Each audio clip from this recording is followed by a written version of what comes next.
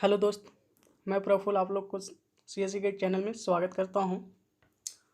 और यदि कोई दोस्त इस चैनल पे अभी पहली बार आए हैं, नए हैं, तो हमारे चैनल को सब्सक्राइब करें और बेल आइकन पर क्लिक करें, जिससे आपके नोटिफिकेशन हर एक वीडियोज़ को मिलता रहेगा। दोस्त, मैं आज आप लोग के लिए सेट 6 लेकर आया हूं और इसमें आपकी क्वेश्चन कलेक्शन अच्छी तो है ही, लेकिन एक बात यह है भी कि इसमें कुछ इलेक्ट्रिकल पोर्शन को भी लेकर मैंने आया है।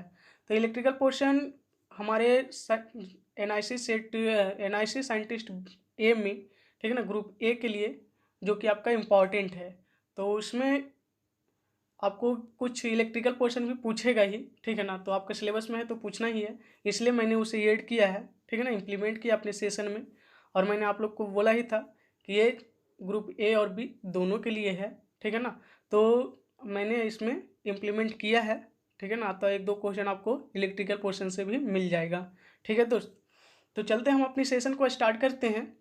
और सेशन स्टार्ट करने से पहले हम आपसे रिक्वेस्ट करते हैं कि मेरी सेशन को पूरा देखें, ठीक है, ताकि आपको पूरी पूरी समझ में आए। आप आधा अधूरा ज्ञान लेकर यहाँ से मत जाइए, ठीक है ना। तो आपको समझ में आती है तो आप मेरी वीडियोज़ को, आपको लगता है कि नहीं कुछ सीखने को मिल रहा है, तो आप मेरी वीडियोज़ को पूरा देखिए, ठीक है दोस्त। तो चलते हैं अपनी सेशन को स्टार्ट करते हैं। तो सेशन को स्टार्ट करिए। देखिए आपका सेशन, इस सेशन में क्वेश्चन फर्स्ट आपके लिए ऑपरेटिंग सिस्टम से है। और ऑपरेटिंग सिस्टम में आपका बहुत सारे क्वेश्चन पूछा जाता है और बहुत सारे क्वेश्चन आपका इराज हो सकता है, ठीक है ना। तो देखिए इसमें आपका एक सीमाफोर से क्वेश्चन है और सीमाफोर आपका वीवीआई है आपके एग्जाम के लेकर, ठीक है ना, जो अभी आपके पास न्यूमेरिकल दिया हुआ है, ठीक है ना। तो इस तरह का प्रॉब्लम आपका आएगा ही आएगा एग्जाम में, ठीक है ना, संभावना रहती है। चलते दोस्त इसको हम सोल्व करते हैं। तो पहले पढ़ लेते हैं, क्वेश्चन को समझते हैं, उसके बाद हम लोग इसको सोल्व करेंगे। देखिए क्या बोलता है कि at a particular time of computation the value of a counting semaphore is 7, then 20 V operations and 15 V operation were completed on this semaphore. The resulting value of the semaphore is। दोस्त हम सबसे पहले इसमें consider करेंगे 20 P क्या होता है, 15 V क्या होता है, ठीक है दोस्त। तो P और V में किसी भी तरह का कंफ्यूजन नहीं होना चाहिए, P क्या है V क्या है। तो हम लोग P को यहाँ पर क्या बोलते हैं, वेट बोलते हैं, ठीक है ना, वेट। और V को हम लोग यहाँ पर बोलते हैं सिग्नल। क्या बोलते हैं, सिग्नल, ठीक है। अब बताइए दोस्त, वेट किसी को हम वेट करवाते हैं तो उसकी जो कैपेसिटी होती है धीरे धीरे नॉर्मल होते चली जाती है, नॉर्मल होते चली जाती है मतलब कि डिक्रीज होते चली जाती है। तो डिक्रीज का मतलब है दोस्त कि वेट आपका ऑलवेज डिक्रीज होता है, ठीक है ना। डिक्रीज पोर्शन को ये बढ़ावा देता है, तो इसका मतलब है कि यह ऑलवेज क्या रहेगा, नेगेटिव रहेगा। सिग्नल जैसे कोई चीज़ का मिलता है तो हम लोग में अलग सा एक एनर्जी आती है तो इसका मतलब है कि कुछ ना कुछ कैपेसिटी बढ़ती है मतलब कि पॉजिटिव जाता है। तो ये आपका सिग्नल क्या है, ऑलवेज पॉजिटिव रहती है, ठीक है ना। तो आपको यहाँ तक समझ में आया होगा दोस्त। नेक्स्ट हम लोग देखते हैं कि इसका इनिशियल पॉइंट भी कुछ दिया हुआ है। तो इनिशियल आपका काउंटिंग सीमाफोर क्या है, 7 है, ठीक है दोस्त। तो 7 है। फिर आपका वेट क्या है, माइनस ऑलवेज रहता है, तो माइनस के साथ वेट आपका 20 है। सिग्नल क्या है, ऑलवेज पॉजिटिव रहता है, जो आपका 15 है। ये आपका एक फार्मूला बन गया दोस्त, ठीक है, जो आपका है वैल्यू ऑफ सीमाफोर। इसका कहने का मतलब है value of semaphore equal to initial value minus number of wait plus number of signal, ठीक है दोस्त। तो ये आपका निकल के आ गया। अब इनिशियल वैल्यू दिया, अब इसको कैलकुलेट कर लीजिए, तो कितना हो जाएगा, 22 माइनस 20 इक्वल टू 2 और 2 इज आंसर, ठीक है ना। तो आपका ऑप्शन बी इज करेक्ट, ठीक है दोस्त। तो आपका क्वेश्चन नंबर 1 कंप्लीट हो गया, ठीक है ना, विद इन 10 सेकेंड, ठीक है दोस्त। तो हम लोग नेक्स्ट क्वेश्चन पे हम लोग चलते हैं। नेक्स्ट क्वेश्चन आपके सामने डिजिटल इलेक्ट्रॉनिक्स से है और ये सिंप्लीफिकेशन से क्वेश्चन है, तो इसको सोल्व करते हैं हम लोग। देखिए इजी क्वेश्चन है, बहुत ही ईजी क्वेश्चन है, ठीक है ना। और देखिए इस एग्जाम में सिर्फ टाइमिंग को कंफ्यूज करने के लिए आपको दिया जाता है और कुछ नहीं है, ठीक है ना। तो आप इजीली वहाँ पर भी सोल्व कर सकते हैं यदि आपको सारा कॉन्सेप्ट सही रहेगा तो, ठीक है। तो अब देखिए अभी इस एक्सप्रेशन में दिया हुआ है simplify the Boolean function which of the following is true. आपका जो बुलियन फंक्शन दिया हुआ है उसमें से कौन आपका ट्रू है, मतलब कि आंसर कौन सा आने वाला है, ठीक है दोस्त। अब देखिए इसमें से क्या आपको दिख रहा है कि ए डी ए डी। तो ये डी क्या है, कॉमन है, तो ये डी कॉमन ले लीजिए। इसमें से क्या बचेगा, बी सी। इसमें से क्या बचेगा, सी। इसमें से क्या बचेगा, 1। अब बताइए दोस्त, 1 के साथ कुछ भी कोई भी वेरिएबल को हम क्या करते हैं, ऐड करते हैं, तो उसका वैल्यू ऑलवेज 1 ही होता है। और इसके साथ हम लोग क्या करते हैं, ए डी कुछ भी मल्टीप्लाई करते हैं तो वो जिसको मल्टीप्लाई करेंगे वही आंसर आ जाता है। तो ए डी को मल्टीप्लाई कर रहे हैं 1 के साथ, तो ए डी ही आंसर आ जाएगा। अब ए डी आंसर आ जाएगा तो ए डी कौन, ऑप्शन ए। तो आपका ऑप्शन ए जब करेक्ट हो गया तो क्वेश्चन 2 क्या है, कंप्लीट हो गया। क्वेश्चन 2 कंप्लीट होता है। तो चलते हैं हम लोग क्वेश्चन नंबर नेक्स्ट पे। क्वेश्चन नंबर 3 आपका इस तरह से है। क्वेश्चन नंबर 3 आपका COA से है, ठीक है ना दोस्त। और COA भी आपका VBI है आपके एग्जाम के लिए, किसी भी एग्जाम के लिए, any competition exam for CSE। तो देखिए इसमें क्या बोलता है, what will be average cost per bit for a system with main memory of 1020 cost 100 units and secondary memory of 4096 cost 10 units. कहने का मतलब है कि मेन मेमोरी 100 यूनिट्स के लिए इतने कॉस्ट गेन करता है और सेकेंडरी मेमोरी इतने यूनिट्स के लिए इतने कॉस्ट की रिक्वायरमेंट करती है, गेन करती है, ठीक है दोस्त। अब बताइए कि इसमें से निकालना क्या है, तो एवरेज कॉस्ट निकालना है पर बिट का। तो एवरेज कॉस्ट निकालने के लिए हम लोग क्या करते हैं, तो एवरेज कॉस्ट निकालने के लिए हम लोग क्या करते हैं, इसका मल्टीप्लिकेशन और इसका मल्टीप्लिकेशन, ठीक है ना। अब बट्टा में कितने कॉस्ट लग रहा है तो उस कॉस्ट से हम लोग क्या करते हैं, भाग दे देते हैं, आपका आंसर आ जाता है एवरेज, ठीक है ना दोस्त। तो एवरेज कॉस्ट आप निकालिएगा तो इसका आपका आ जाएगा। यदि हम मेन मेमोरी मतलब प्राइमरी मेमोरी मतलब फर्स्ट मेमोरी, तो इसको हम लिख सकते हैं ना, कॉस्ट को C1 और इसको यूनिट्स को मान लेते हैं कुछ something S1 plus C2 secondary memory और into S2 by C1 plus C2। अब इसको आप कैलकुलेट करिएगा दोस्त, तो इस तरह से आएगा आपका, ठीक है ना। हम यहाँ पर लिख लेते हैं 1020 गुने 100 प्लस 4096 गुने 10 बाई 1020 प्लस 4096, ठीक है दोस्त। अब जब आप इसको कैलकुलेट करिएगा, तो मैंने कैलकुलेट करके रखा हुआ है, तो कैलकुलेट आप करिएगा तो आपका इतना आ जाएगा समथिंग 143360 बाई, अब इसको आप दोनों को ऐड करिएगा तो आपका आ जाएगा 5120।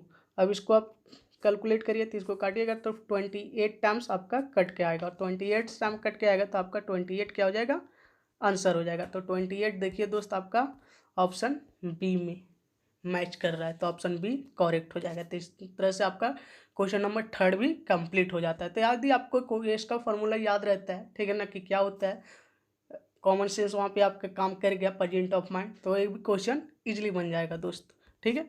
नेक्स्ट क्वेश्चन नंबर 4 पर चलते। क्वेश्चन नंबर 4 आपका कंपाइलर डिजाइन से है। तो कंपाइलर डिजाइन CD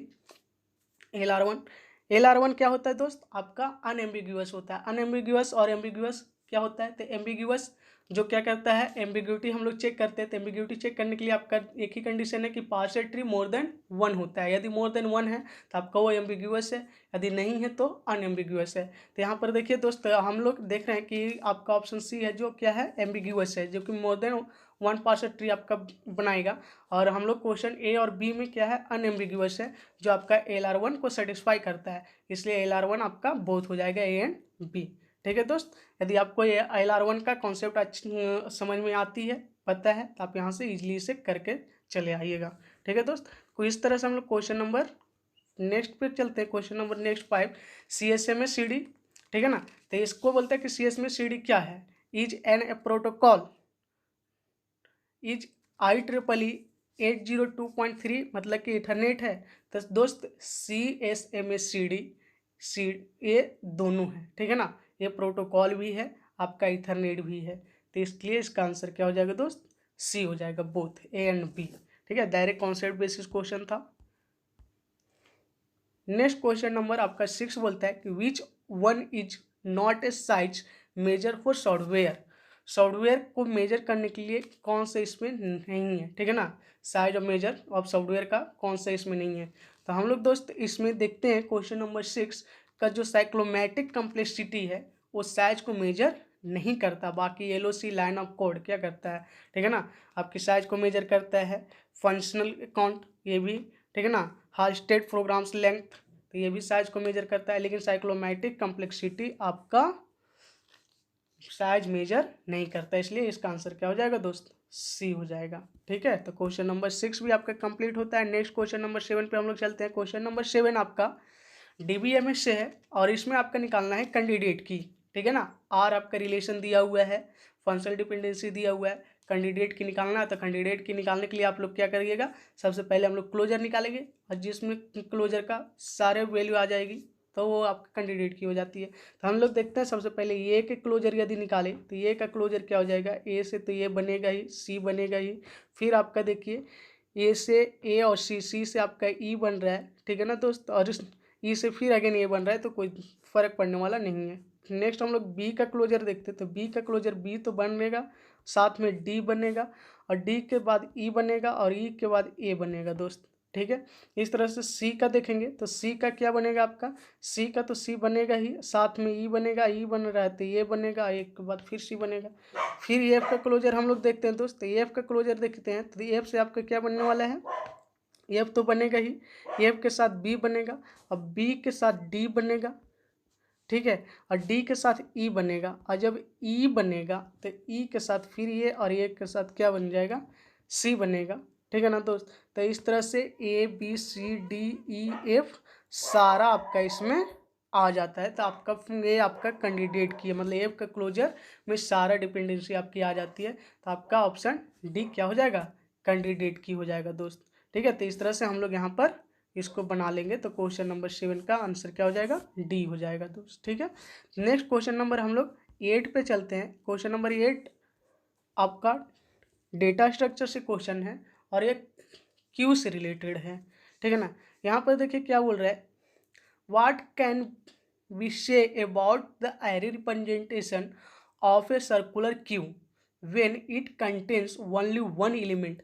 जब आप किसी भी क्यू में या किसी भी एरे में सर्कुलर रिप्रेजेंट कर रहा है, ठीक है ना, उसमें एक ही एलिमेंट है तो हम उसको क्या बोलेंगे, तो एक एलिमेंट वही फ्रंट होगा वही रियर होगा, लेकिन नल वैल्यू कभी नहीं होगा क्योंकि उसमें तो है, ठीक है ना, एक तो एलिमेंट को रिप्रेजेंट कर रहा है तो उस एलिमेंट क्या है आपका फ्रंट वही हो सकता है, ठीक है ना, फ्रंट भी बोल सकते हैं और रियर भी बोल सकते हैं, बट नल नहीं बोल सकते हैं। इसलिए यहाँ पर ऑप्शन आपका डी करेक्ट हो जाएगा दोस्त, ठीक है।